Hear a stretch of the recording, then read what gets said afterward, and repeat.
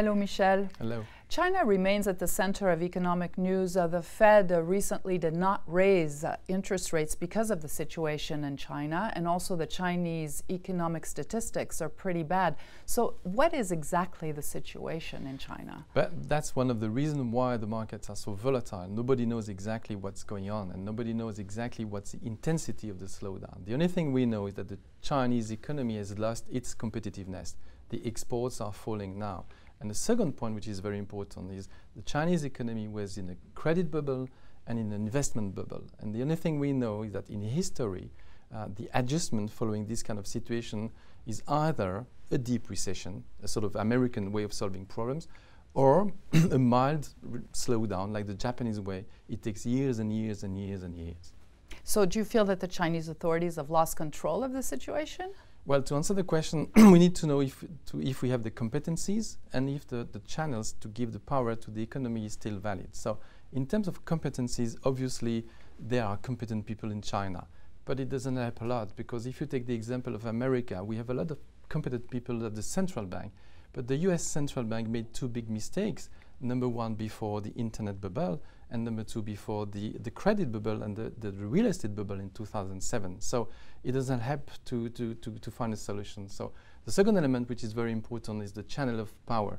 And that's a worrying effect in China today, because the president, who decided to clean the economy from corruption, has by doing that removed a lot of people.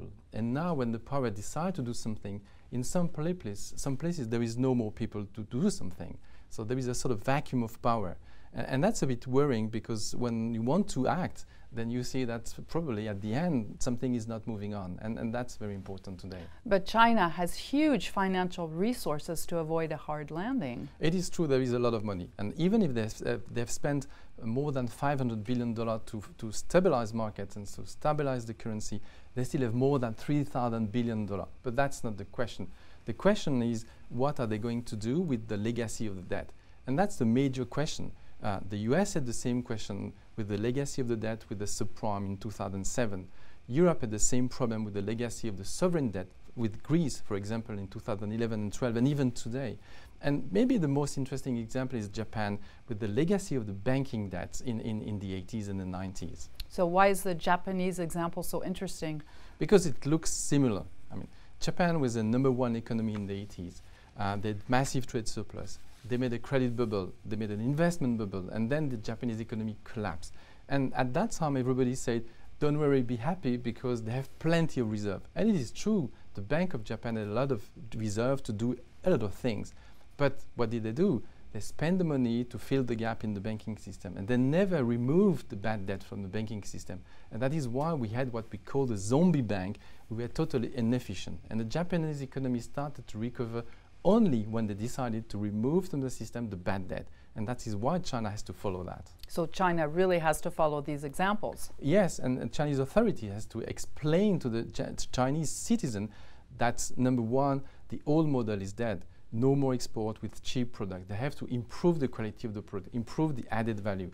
And that is the reason why a devaluation of the currency in China would be a really bad reason, because if you devalue, you revive the old model of sending cheap products abroad. And number two, that's the question, they have to remove the bad debt among the Chinese economy. Otherwise, China will remain a zombie economy for a number of years. But the worrying effect is, as in a democracy, the president now is very sensitive to the people who are fighting against him. So probably, will he have the courage and will be brave enough to take the bold measures to take the adjustment, or will he follow the Japanese way? Probably he will do in the middle.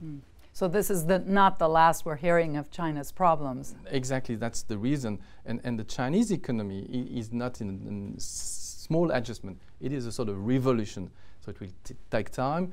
But the good answer and the good thing today in the world is that even in China is a major problem. We have a very old economy which is strong, which is the US economy. And as long as the US economy is doing well, the world will do well. Thank you, Michel. Thank you.